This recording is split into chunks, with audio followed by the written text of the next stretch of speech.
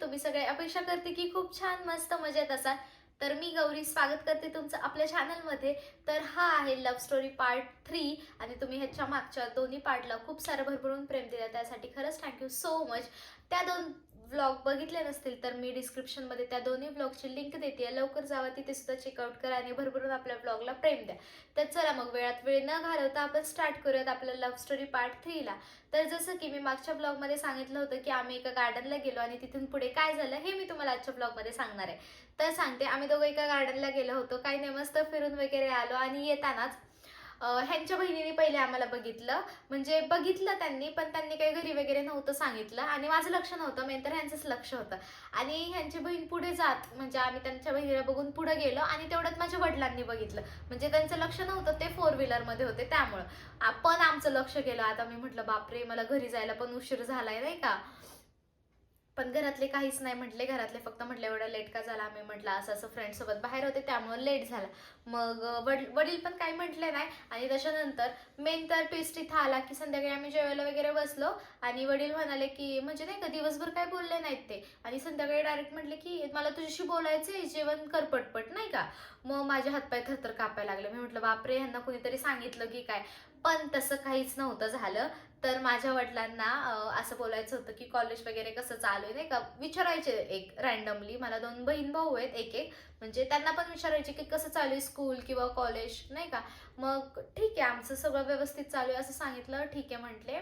आणि काय कॉलेजची फी वगैरे काय काय भरायला लावली का असं विचारतात नाही का. मी म्हटलं नाही तसं तर अजून काय सांगितलं नाही, बघू सांगितलं की मी तुम्हाला सांगेल असं त्यांना विचारायचं होतं. पण मला ते जेवण सुद्धा गेलं नाही की ते म्हटले होते तू पटपट जेव, मला तुझ्याशी बोलायचंय म्हणून.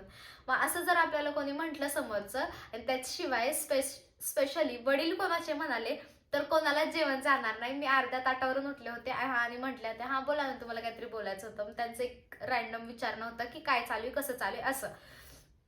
आणि त्याच्यानंतर आहे ना मग आम्ही मस्तपैकी ना म्हणजे डेज होते त्यानंतर आणि डेजमध्ये माझा बर्थडे होता. आणि नाही का मग मला म्हणायचं होतं की माझा नेहमी बर्थडे नाही का असं 9 फेबला माझा बर्थडे असतो आणि डेजमध्ये नेहमी 9 फेबला चॉकलेट डेज असतो. आणि मग माझं असं असायचं नाही का, मला डेजमध्ये कुठं सोडत नव्हते कारण की माझ्या घरच्यांना माहिती होतं डेजमध्ये काय आहे कसं असतं नाही का, कॉलेजचं कल्चर वगैरे. त्यामुळे माझ्या घरातले कधीच मला डेजला आहेत ना, मी म्हटलं ना की आज म्हणजे फ्रेंडच्या घरी जाणार आहे, थोडा अभ्यास करायचा, नाही नाही नंतर जा, 1 आठवड्यानंतर जा, असं त्यांचं असायचं नाही का. व्हॅलेंटाईन डेच्या नंतर जा तुझ्या फ्रेंडच्या घरी अभ्यासाला, असं असायचं त्यांचं. मग मला असं बर्थडे पण माझा कधीच सेलिब्रेट करता नाही आला. आम्ही दोघांनी एकही बर्थडे रिलेशनशिपमध्ये असताना माझा सेलिब्रेट नाही केला. डायरेक्टली लग्नानंतरचाच माझा जो फर्स्ट बर्थडे होता तोच आम्ही दोघांनी मिळून एकत्र सेलिब्रेट केला होता. आणि त्याच्यानंतर आहे ना डेजमध्ये डेज होते कॉलेजमध्ये. तर म्हणजे चांगले चालू होते डेज नाही का. कॉलेजमध्ये असं काही नव्हतं डेजमध्ये नाही का, आम्हाला सिव्हिल वगैरे अलाउड नव्हतं, कॉलेजचं युनिफॉर्मच अलाउड होतं त्यामुळे. मग डेजचं काय असं क्रेजच नव्हतं की बाबा डेज येईन काय घालायचं काय करायचं नाही का. पण बाकीचे कपल मी बघायचे ना, माझी लई चिडचिड व्हायची. मग मी मैत्रिणीच्या फोनवरनं फोन करायचे आणि माझी चिडचिड व्हायची नाही का, मला फिरता येत नाही. आणि ह्यांची चिडचिड काय, तुझ्या घरातले सोडत नाही, ह्यात माझा काय प्रॉब्लेम नाही, तो तुझाच प्रॉब्लेम आहे. मग मी म्हणायचे माझा कसं काय प्रॉब्लेम आहे, तुझा प्रॉब्लेम आहे. मग नाही का अशी चिडचिड व्हायची, अशी भांडणं व्हायची आमची छोटी मोठी नाही का. आणि म्हणजे एक आमचं रिलेशनशिप असं होतं ना की तुझं माझं जमेना आणि तुझ्या वाचून करमेना. प्रत्येक कॉलला प्रत्येक गोष्टीला आम्ही कधी जस्ट भेटलो ना तरी पण आमचे भांडणं कुठल्या ना कुठल्या गोष्टीवरनं भांडणं व्हायचे. आणि मग मी म्हणायचे जा बोलू नकोस, जा बोलू नकोस नाही का असं. पण तसं काहीच नाही, आता लग्न पण झालं आणि सक्सेस पण झालं आमचं रिलेशनशिप. तर त्याच्यानंतर पुढे ना मी गावाला जाणार होते आणि हे सुद्धा गावाला गेले होते, यांच्या मामाचं जागरण होतं. तर ते तिकडे गेले होते आणि मी सुद्धा गावाला जाणार होते 1-2 दिवसातच नाही का. पण त्याच्यानंतरच कोणीतरी रिलेटिव्हनी परत आमच्या ह्याच्यामध्ये चांगल्या लाईफमध्ये येऊन फुनगी लावली आणि त्यांनी सांगितलं की गौरी अशी अशी मुलाशी बोलतीये नाही का, ती नंबर डिलीट करतीये, तुम्ही एकदा चेक करा नाही का, कॉल हिस्ट्री काढू. मग माझ्या घरच्यांच्या डोक्यात ट्यूब पेटली की आपण कॉल हिस्ट्री काढूयात नाही का. मग त्यांनी कॉल हिस्ट्री माझ्या फोनची काढली आणि त्यांनी त्याच्यामध्ये ह्यांचा नंबर दिसला त्याच्यामध्ये. मग माझ्या घरातल्यांनी सांगितलं आणि मला सांगितलं नव्हतं की कॉल हिस्ट्री काढली आम्ही तुझी. डायरेक्ट मला काय म्हटले, त्या मुलाच्या घरच्यांनी आम्हाला फोन करून सांगितलंय की तुमच्या मुलीचा फोन येतोय असं तसं नाही का. म्हणजे किती खोटं बोलले होते. आणि मग मी म्हटलं असं कसं काही शक्य नाहीये ही गोष्ट नाही का. तरी पण माझ्याकडे फोन होता. मग मी फोन म्हणजे माझ्या आईचा फोन घरी होता आणि माझा फोन घेऊन गेले होते कॉल हिस्ट्री काढण्यासाठी. मग मी माझ्या आईच्या फोनवरनं फोन लावला आणि मी म्हटलं असं असं झालं. हे गावी होते नुकतेच नाही का. आणि त्या पिरियडमध्ये खरंच मारलं घरच्यांनी, नाही का, मारणारच ऑब्व्हियसली, कोणाच्या पण घरचे, असं कोणाला समजलं तर मारणारच, मारलं होतं.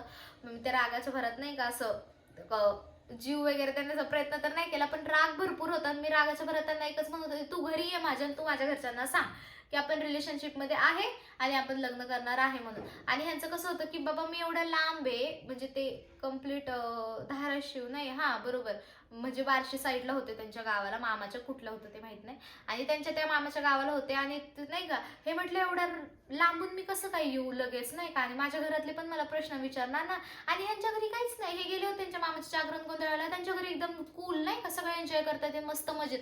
आणि ह्यांच्या घरातल्यांनी म्हणले, माझ्या घरातले म्हणले की मुलाच्या घरातल्यांनी सांगितले, आणि तिकडं काहीच नाही, नाही का, म्हणजे आता ह्यांना पण बोलले असते ना, का त्या मुलीला परत फोन करतोय, तुला त्यावेळेसच एवढं समजून सांगितलं असं तसं, पण ह्यांना काहीच समजून सांगितलं नाही किंवा काहीच नाही. आणि माझ्याच घरात उलट इतका तांडव झाला होता, इतका तमाशा झाला होता, नाही का, घरातले कोणी सरळ बोलत नव्हते. एक आठवडा तर मी कॉलेजलाच गेले नव्हते सरळ. त्यांनी पण म्हटलं होते तुझं कॉलेज बंद म्हणून, मी पण घरात बसून होते, मी पण म्हटलं ठीक आहे बंद तर बंद म्हटलं, जेव्हा काय वेळ येईल म्हटलं तेव्हा बघता येईल, नाही का, असं होतं माझं. मी जास्त विचार नव्हते करत, अशी बिंदास होते मी थोडी. आणि मग मी बसले घरात एक आठवडाभर, आणि घरात एक फोन असायचा, नाही का, एक असतो ना, म्हणजे एक माझा फोन, माझ्या वडिलांचा, माझ्या आईचा, आणि एक असंच असायचं घरात असलेला. मग सगळे कॉलेजला स्कूलला जायचे, सगळे कामाला जायचे, मग मी काय करणार, मग मी एकदा दोनदा फोन ट्राय केला, कॉल केला ह्यांना, माझ्याकडे नंबर पाठ होता त्यामुळे मी फोन केला होता ह्यांना. मग ह्यांना सांगितलं अशी अशी गोष्ट झाली आहे. मग ते म्हटले त्या टायमिंगला म्हटलेले की तुला मी एक छोटा फोन घेऊन देतो. पण मी म्हटलं मी ठेवू कसा, परत तोच प्रॉब्लेम होईल, नाही नकोय मला तो फोन, माझं असं होतं म्हणणं. ह्यांचं म्हणणं होतं काही होणार नाही, तू फक्त विचार करू नकोस, तू जेव्हा केव्हा कॉलेजला येईल. आणि मी म्हटलं नाही, माझ्या घरातले कॉलेजला नाही सोडणार आहेत, नाही का. ते म्हटले एक ना एक दिवस तुझ्या घरातले तुलाच स्वतःहून म्हणतील आता कॉलेजला जा गपचूप, ते एक आठवडाभर तुला थांबवून ठेवतील, नाही का, घरात. आणि ऍक्च्युअल मध्ये तसंच झालं. त्यांनी फक्त एकच आठवडा मला घरामध्ये ठेवलं आणि लगेच म्हटले की नाही का, म्हणजे ह्या रविवारपासून ते त्या रविवारपर्यंत मला घरी ठेवलं. डायरेक्ट सोमवारी म्हटले चल तुला कॉलेजला सोडतो मी, फक्त आम्ही सोडणार, आम्हीच घ्यायला येणार नाही, असं झालं त्यांचं. मी म्हटलं ठीक आहे चालेल. आणि मग त्याच्यानंतर आहे ना, मग कॉलेजला वगैरे गेलो, आणि त्याच्यानंतर आहे ना, मग ते कॉलेजला सोडायला आले मला. आणि मग त्याच्यानंतर ह्यांनी ना, माझी फ्रेंड होती नाही का कॉलेजमधली, ती ह्यांच्याच घराची जवळ राहायची, तिच्यापाशी फोन दिला. म्हणजे तो छोटाच होता, बटनांचा होता, म्हणजे मला जास्त रिस्क नव्हती त्या फोनमध्ये, मला तरी असं वाटतं. आणि चार्जर पण आहे ना सी टाईपची पिन होती त्याला, म्हणजे काहीच प्रॉब्लेम नव्हता. सी टाईपची एक नॉर्मल पिन असते, म्हटलं चार्जर नको काही नको. आणि नाही का ह्यांनी दिला तिच्यापाशी, आणि मी पण तो यूज करायला लागले नंतर, नाही का, म्हणजे काय आहे तिकडून कॉन्फिडन्स आला इतका.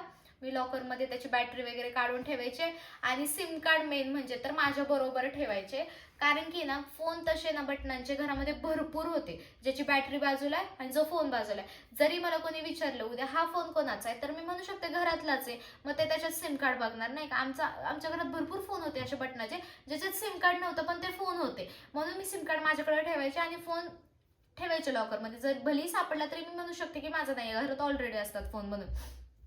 मग त्यामुळं मग त्याच्यानंतर एक दोनदा खूप म्हणजे असं बोलायचे, नाही का. मग घरातले कोणी नसते ना, घरातले कोणी येत पण नसायचे, कारण की सगळे वर्किंग होते घरातले, आणि बाकीचे स्कूल आणि कॉलेजला जात होते. त्यामुळे मग मी दिवसभर एकटीच असायचे. मग मी ह्यांच्याशी बिनधास्त फोनवर बोलायचे, नाही का, तास तास 2-2 तास आम्ही फोनवर बोलायचो. आणि त्याच्यानंतर मग काय असं गिल्ट पण नव्हतं वाटत, नाही का, यार घरातले फोन देत नाही किंवा काय नाही. घरातले आले की मी त्यांच्या फोनवरून, मैत्रिणींना जर फोन करायचा असेल तर त्यांच्या फोनवर करायचे. फक्त एकच माझी फ्रेंड होती कॉलेजची, तिलाच माहिती होतं की माझ्याजवळ हा फोन आहे म्हणून, नाही का. बाकी कोणालाच माहित नव्हतं की माझ्याजवळ फोन आहे, ते आम्हाला तिघांनाच माहित होतं, म्हणजे ह्यांना, मला आणि तिला. आणि तो फोन शेवटपर्यंत सापडला नाही ऍक्च्युअल मध्ये. तो फोन म्हणजे सापडला नाही, तो आहे माझ्याकडे. आणि त्याच्यानंतर आहे ना, आता मी सांगते काय झालं होतं नेक्स्ट. म्हणजे आम्ही चांगलं बोलत होतो, सगळं होतं, म्हणजे चांगलं चालू होतं. त्यानंतर मी गावाला गेले. मी जे त्याच वेळेस ह्यांच्या बरोबर जाणार होते ते पोस्टपोन झालं घरी समजल्यामुळं. त्याच्यानंतर आम्ही सगळे गावाला गेलो होतो, आमची यात्रा होती म्हणून. आणि त्यावेळेस मी फोन नव्हता नेला, आणि मला फोनच करता येत नव्हता. आणि नंतर मग नाही का, मी आजारी पण पडले होते, आणि म्हणजे ॲडमिट होते गावाकडं, भयंकर आजारी पडले होते. नंतर मग म्हणजे हवामान सूट नाही झालं त्यामुळं. आणि मग नंतर गावाकडून इकडं आले, आणि ह्यांना वाटलं की हिला काय झालंय, ही इथं नाहीये. आणि गावाकडं कशी रेंज वगैरे नव्हती, मी माझ्या फ्रेंडला पण कॉन्टॅक्ट नाही केला. ती पण म्हटली नाही गौरीचा कॉन्टॅक्ट नाहीये, काय नाहीये, मी तरी कसं काय लावू, नाही का. आणि एक आठवडा मी नव्हते. मग ह्यांना भीती वाटली बाबा हिच्या घरातल्यांनी परस्पर लग्न लावलं का. पण असं काहीच केलं नव्हतं. मग मी आठवड्याने घरी आले. घरी आल्यानंतर मग दुसऱ्या दिवशी मी फोन लावला, ज्या दिवशी मी कॉलेजला पण गेले नव्हते, कारण की थकवा असतो आपल्या एक शरीरामध्ये की आपण एवढं लांबून ट्रॅव्हल करून गावाकडून इकडून आले, इकडे आले नंतर दुसऱ्या दिवशी कॉलेजला वगैरे जाण्यासाठी. मग थकवा होता त्यामुळे मी काही कॉलेजला गेले नव्हते. त्या दिवशी त्यांना फोन केला. ते म्हटले कुठं आहेस तू, एक आठवड्यापासून गायब आहेस, असं तसं. मी म्हटलं मी कुठेही गेली नाहीये, मला काही होत नाही, मी फक्त गावाला गेले होते आणि अचानक ठरलं आमचं जायचं, त्यामुळे मी तुला काय सांगितलं नाही, असं झालं होतं. आणि मग माझ्या घरातल्यांचा एक विश्वास पटला. इकडं बघताना असं झालं होतं की माझ्या घरातल्यांचा एक विश्वास पटला की पोरगी एवढी साधी सरळ राहतीये घरात, म्हणजे घरातले जे कोणी सोडायला यायचे त्याच्यासोबत येते, कुठल्या मैत्रिणीला बोलत नाही, काय नाही, नाही का. त्यांना असं वाटायचं की एवढीच बदलली ही का काहीतरी चालू आहे, नाही का. मला सारखे विचारायचे माझ्या घरातले, नाही का, काय आहे का, काय झालंय तुला, एवढी शांत झालीये, असं का झालंय, तसं का झालंय. मी म्हणायचे काहीच नाही झालं, मला झालंय चालू, मस्त कॉलेज चालू आहे माझं, मला माझा अभ्यास करू द्या, मला माझं हे करू द्या, असं तसं मी म्हणायचे. तर त्याच्यानंतर आहे ना ते मला म्हटले की बरं ठीक आहे, धर तुझा फोन. परत मला फोन दिला त्यांनी. मग ठीक आहे म्हटलं. आणि एकदा म्हणजे फोन आहे ना आम्ही कनेक्ट करायचो सॅटरडे, आणि त्याच्यानंतर आहे ना आम्ही आहे ना फोन आहे ना टीव्हीला कनेक्ट करत होतो, आणि मी रात्रभर यांच्याबरोबर इंस्टाग्रामवर बोलत होते आणि बोलता बोलता झोपले. आणि इंस्टाग्राम माझ्या फोनमध्ये होतं हे घरातल्यांना माहित नव्हतं, कारण की त्यांना अजिबात आवडत नव्हतं सोशल मीडिया. फेसबुक नाही वापरायचं, इंस्टाग्राम नाही वापरायचं. त्या टायमिंगला टिकटॉक होतं, टिकटॉक पण नाही यूज करायचं. आणि आम्ही दोघं बोलत होतो इंस्टाग्रामवरती. आणि ह्यांचा म्हणजे मी रात्री झोपले बोलत बोलतच, आणि इंस्टाग्रामवर धडाधड ह्यांचे मेसेज. आणि सकाळी मी उठून फोन बघितला पण मला मेसेजेस नाही दिसले. त्याच्यानंतर डायरेक्ट मी टीव्हीला कनेक्ट केला, नाही, गाणे वगैरे लावण्यासाठी. आणि त्यानंतर पुढे काय झालं हे मी तुम्हाला उद्या येणाऱ्या ब्लॉगमध्ये सांगते, उद्याच्या ब्लॉगमध्ये सांगते. त्यासाठी मला आत्ताच सबस्क्राईब करून ठेवा. भेटूया आपण उद्या नवीन एका छान अशा व्हिडिओमध्ये. तोपर्यंत बाय, टेक केअर फ्रेंड्स. आणि इथपर्यंत आला आहात तर एक लाईक करा आणि कमेंटमध्ये रेड हार्ट द्या, म्हणजे मला छान आणि उत्साह येतो नेक्स्ट ब्लॉग बनवण्यासाठी. सो ब्लॉग कसा वाटतं नक्की मला कमेंट करून सांगा. भेटूया आपण उद्या नवीन एका छान अशा व्हिडिओमध्ये. तोपर्यंत बाय.